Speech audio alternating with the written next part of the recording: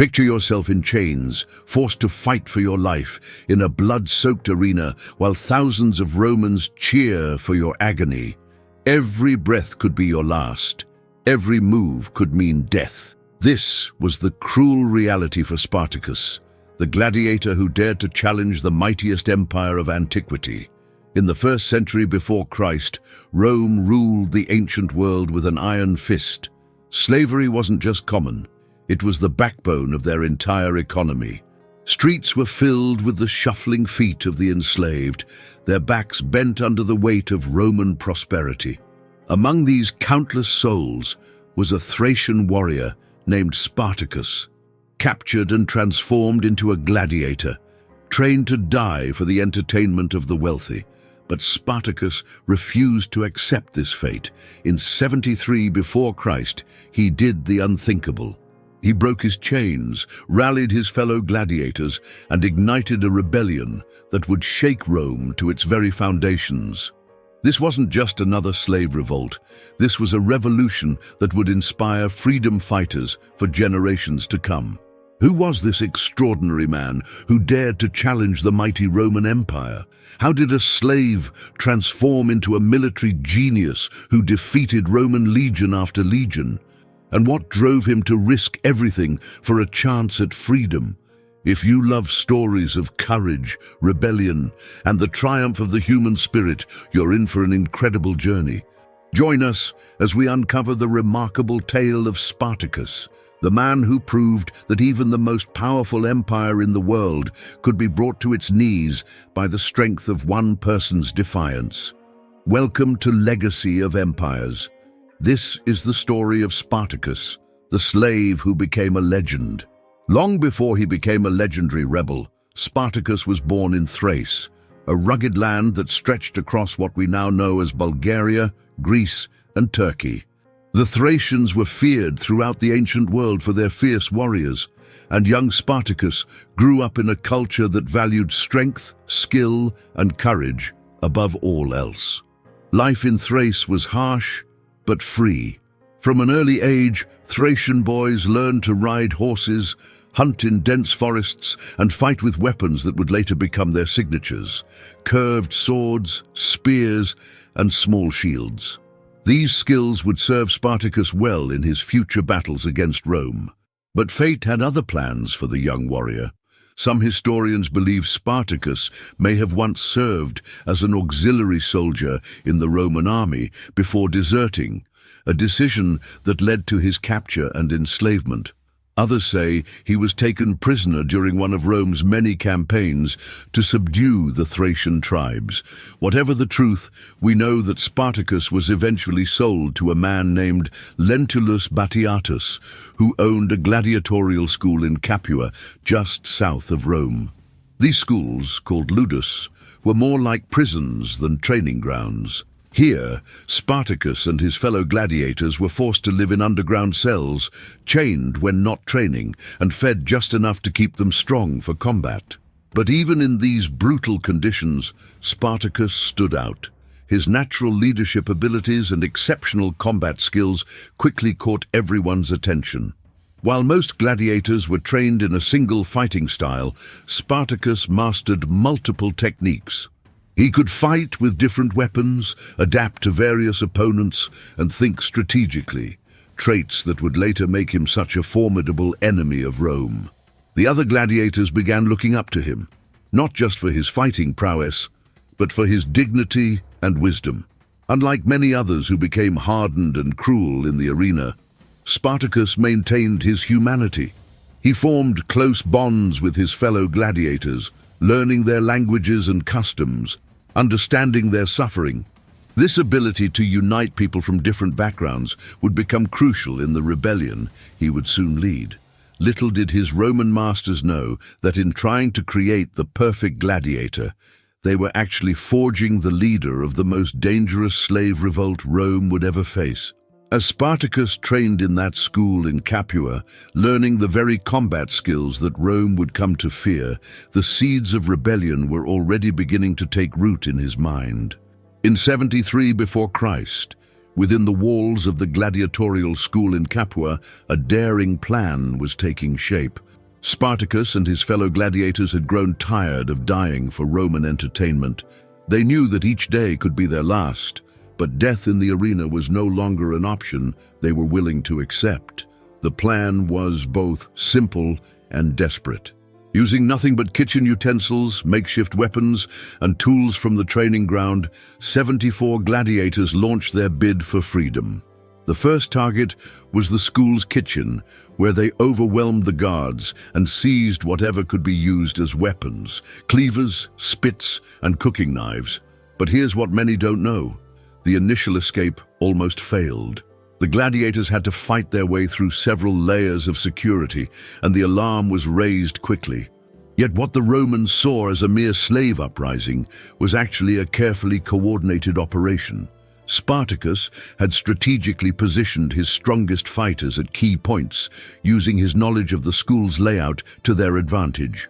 Once free, the rebels didn't just run. They raided several wagons on the road, acquiring proper weapons and armor. Their destination was Mount Vesuvius, the same volcano that would later destroy Pompeii. At this time, Vesuvius was dormant, covered in wild vines and dense forest, making it a perfect natural fortress.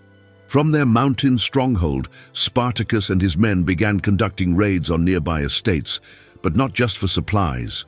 With each raid, they would free the slaves they encountered, offering them a choice: join the rebellion or go free. Many chose to join, and what started as a band of 74 gladiators soon grew into hundreds, then thousands. What's fascinating is how Spartacus organized this growing army. He didn't just accept anyone with a desire to fight. He created a training system based on his gladiatorial experience. Former house slaves and field workers were taught basic military formations, weapons handling, and combat techniques. He understood that a disciplined army, not just an angry mob, would be needed to face Roman legions. The Romans initially dismissed this uprising as just another slave rebellion, sending small local militias to deal with it. This was a fatal mistake. These untrained forces were no match for Spartacus's disciplined fighters, and each victory brought more weapons, supplies, and new recruits to the rebel cause. Within weeks, Spartacus's force had grown to over 10,000 strong, and it wasn't just slaves joining anymore. Poor farmers, shepherds, and even some free men, all dissatisfied with Roman rule, flocked to his banner. What had begun as a desperate escape with kitchen utensils was transforming into something Rome had never seen before. A full-scale revolution that would shake the mighty empire to its core. As Spartacus's army grew stronger, Rome finally realized this was no ordinary slave uprising. The Senate first sent Praetor Gaius Claudius Glaber with 3,000 men to crush the rebellion. But Spartacus proved himself a brilliant tactician. His men used their knowledge of Mount Vesuvius to their advantage, crafting ropes from wild vines to rappel down the mountain's steep cliffs.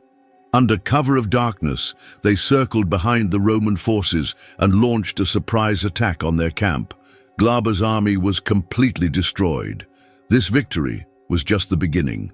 Rome then sent Praetor Publius Varinius with 2 legions, nearly 10,000 trained soldiers.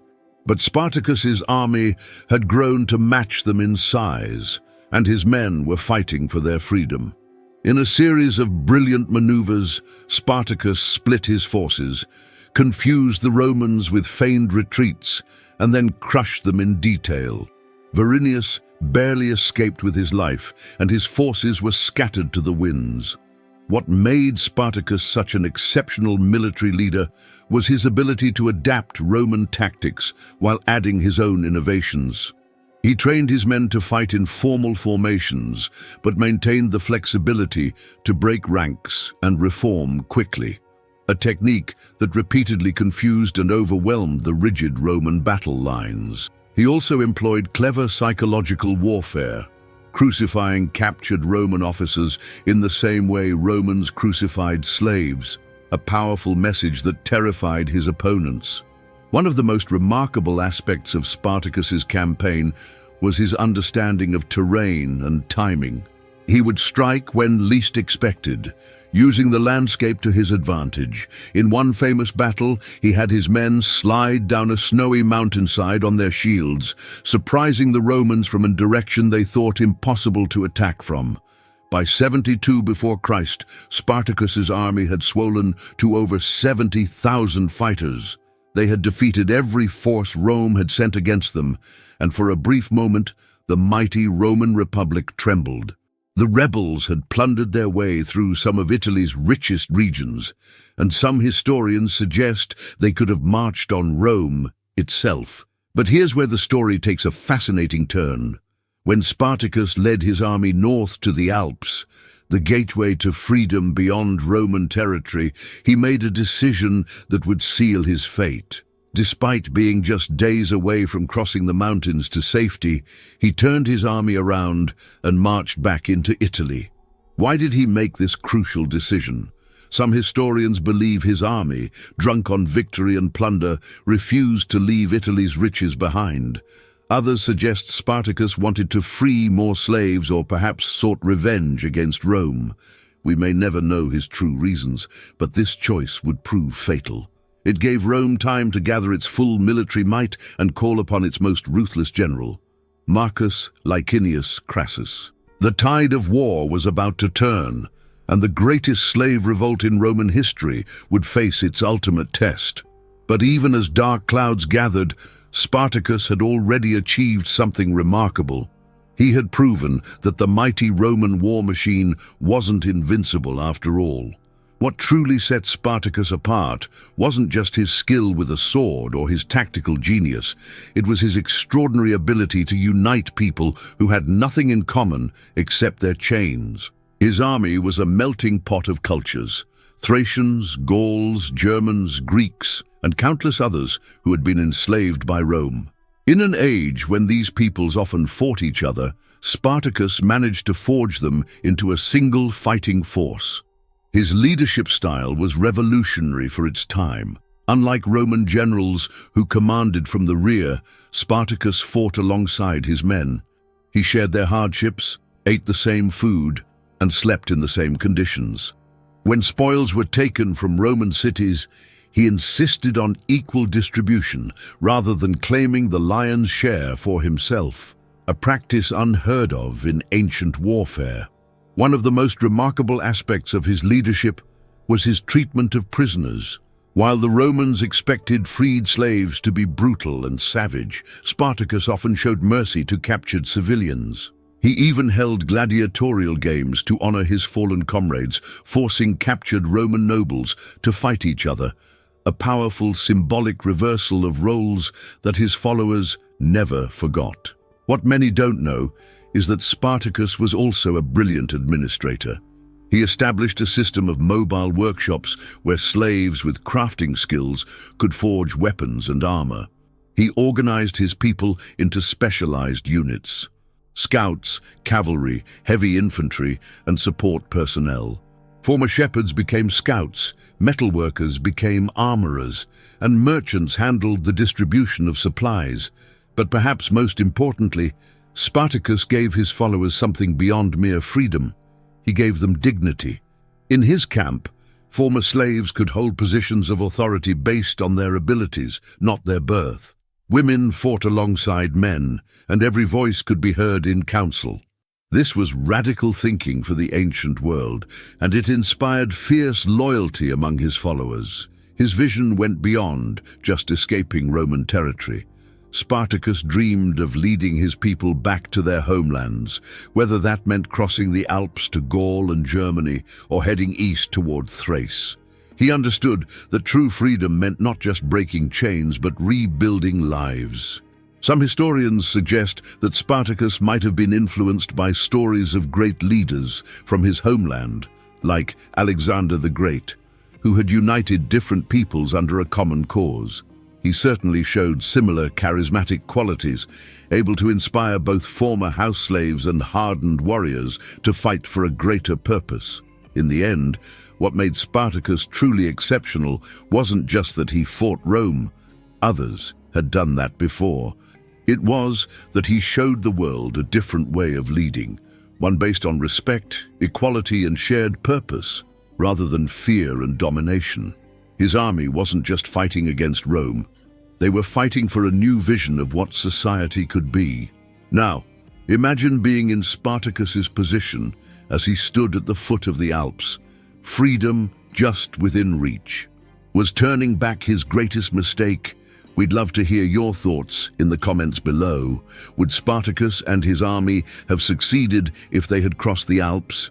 Don't forget to like and subscribe to Legacy of Empires for more fascinating stories from history. And hit that bell icon to join our community of history enthusiasts.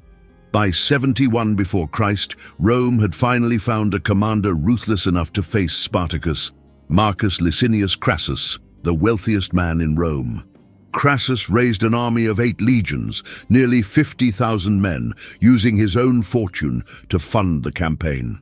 But first, he had to restore discipline to the demoralized Roman forces. In a shocking display of ancient military punishment, Crassus revived the practice of decimation, executing 1 in every 10 soldiers of units that had fled from previous battles. This brutal message was clear. His soldiers would find more mercy facing Spartacus than retreating from him. The final confrontation took place in Apulia, in southern Italy. Spartacus found himself trapped between 2 massive Roman armies, Crassus from the north and Pompey the Great rushing from Spain. In a desperate attempt to break through, Spartacus made his last legendary gesture. Before the battle, he killed his own war horse in front of his troops, declaring, "If we win, I'll have plenty of horses. If we lose, I won't need one." The battle that followed was unlike anything Rome had seen before. Spartacus led a direct charge at Crassus himself, cutting down every officer in his path. 2 of Spartacus's spears found their mark, wounding Crassus, but the Roman lines held firm. As the day wore on, the superior numbers of the Roman legions began to tell. What happened next has captured imaginations for 2,000 years. Despite being wounded, Spartacus continued fighting. The last confirmed sighting of him was in the heart of the battle, surrounded by enemies, fighting with unmatched fury. His body was never found, leading some to wonder if he might have escaped. But the rebellion was crushed. Crassus showed no mercy, crucifying 6,000 captured rebels along the Appian Way, the main road to Rome. This gruesome display was meant to serve as a warning against future slave revolts. Yet in creating this warning, Rome inadvertently created something else, a legend. Spartacus's legacy proved far more powerful than Rome could have imagined. His name became a symbol of resistance against oppression, of the fight for freedom, and of the power of leadership through equality rather than fear. While Rome tried to erase him from history, his story survived through the centuries. In modern times, Spartacus has inspired countless movements for freedom and justice. His name has been invoked by revolutionaries, freedom fighters, and those standing up against overwhelming odds. Movies, books, and television shows have kept his story alive, though often with their own dramatic interpretations. Perhaps the most powerful part of Spartacus's legacy is that he showed how one person's defiance could shake the foundations of an empire. He proved that the human spirit, when fighting for freedom, could achieve the impossible. Though he didn't defeat Rome, he achieved something perhaps even more significant: immortality through inspiration. Even today, 2,000 years later, we're still telling his story, still drawing inspiration from the slave who dared to challenge the mightiest empire in the world. In the end, while Rome's empire fell, the name of Spartacus lives on, a testament to the enduring power of fighting for what's right, no matter the odds. The impact of Spartacus's revolt went far beyond the battlefield. In the immediate aftermath, Rome was forced to confront uncomfortable truths about its slavery-based society. The rebellion had exposed critical weaknesses in the Roman system, not just military vulnerabilities, but deep social and economic flaws. Consider this: Spartacus's revolt involved nearly 70,000 slaves. This massive number revealed just how dependent Rome had become on slave labor. The rebellion disrupted agriculture, trade, and daily life throughout Italy. Wealthy Romans suddenly realized that their prosperity rested on a foundation that could crumble at any moment. The revolt also shattered the Roman myth that slaves were naturally submissive and incapable of organized resistance. Spartacus had proven that slaves could not only fight, but could outthink and outmaneuver Rome's finest generals. This realization sent shockwaves through Roman society. After the revolt, many slave owners became more cautious, some even improving treatment of their slaves out of fear rather than compassion. The political impact was equally profound. The revolt exposed the inadequacy of Rome's military response system. It took Rome nearly 3 years to suppress what they initially dismissed as a minor slave uprising. This led to significant military reforms, including changes in how Rome responded to internal threats. But perhaps the most lasting impact was psychological. For the first time, Rome's elite had been forced to face their worst nightmare, the possibility that their slaves could unite and fight back. This fear lingered in the Roman psyche for generations. Some historians suggest that this contributed to later reforms in slave laws, including restrictions on how many slaves one household could own and regulations on their treatment. The revolt also changed how Romans viewed gladiators. After Spartacus, gladiatorial schools were placed under stricter supervision. The number of gladiators allowed in one location was limited, and their weapons were kept under tighter control. Rome never wanted to risk another Spartacus emerging from the arena. What's fascinating is how Spartacus's story survived, despite Roman efforts to minimize it.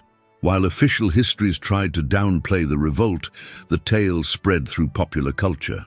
Even Roman writers who opposed the rebellion couldn't help but admire Spartacus's leadership and military genius. The famous Roman historian Plutarch wrote about him with surprising respect, noting his intelligence and humanity. In the centuries that followed, Spartacus's revolt became a powerful symbol of resistance against oppression. His story has inspired countless movements for freedom and justice.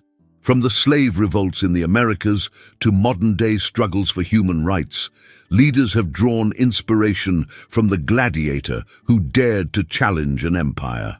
Though the rebels didn't achieve their immediate goal of freedom, they achieved something perhaps more significant. They proved that even the most oppressed could shake the foundations of power. Spartacus showed that the human spirit, when fighting for dignity and freedom, could accomplish what seemed impossible. In doing so, he left a legacy that continues to resonate with people fighting for justice and equality around the world. The next time you hear someone say one person can't make a difference, remember Spartacus, the slave who made the mightiest empire in the world tremble. Sometimes defeat can be as powerful as victory when it inspires others to continue the fight for what's right. As we reach the end of our journey through this remarkable story, let's take a moment to reflect on what Spartacus truly represents. He was far more than just a gladiator who led a rebellion. He became something far greater, a timeless symbol of the human spirit's unconquerable desire for freedom. Think about it, a slave who not only challenged the mightiest empire in the world, but repeatedly defeated its legions, a man who transformed a group of gladiators into an army that made Rome tremble. His story teaches us that leadership isn't about titles or noble birth. It's about inspiring others to believe in something greater than themselves. Could Spartacus have actually defeated Rome? This question has fascinated historians for centuries. While his army of 70,000 might seem impressive, Rome could mobilize hundreds of thousands of troops when truly threatened. But perhaps that's not the most important question. Perhaps Spartacus's true victory wasn't on the battlefield. It was in showing that even the most oppressed could stand up and fight for their dignity. 2,000 years later, we're still telling his story. Movies, books, and countless retellings keep his legacy alive. When people today fight for freedom and justice, they often invoke the name of Spartacus. His rebellion might have been crushed, but his spirit of resistance lives on, inspiring new generations to stand up against oppression. Before we end today's journey through history, I have a question for you. What would you have done in Spartacus's position at the Alps? Would you have crossed into freedom or, like him, turned back to fight? Share your thoughts in the comments below. I'd love to hear your perspective on this crucial moment in history. If you enjoyed this epic tale of courage and defiance, don't forget to hit that like button and share this video with someone who loves a great story of resistance against overwhelming odds. Subscribe to Legacy of Empires for more fascinating journeys through ancient history, where we bring the past to life and uncover the stories that shaped our world. Hit that bell icon to join our community of history enthusiasts and never miss our weekly adventures into the ancient world. Thank you for joining me on this incredible journey. Remember, history isn't just about dates and facts. It's about the human spirit and its eternal struggle for freedom and dignity. See you next time on Legacy of Empires, where the past comes alive.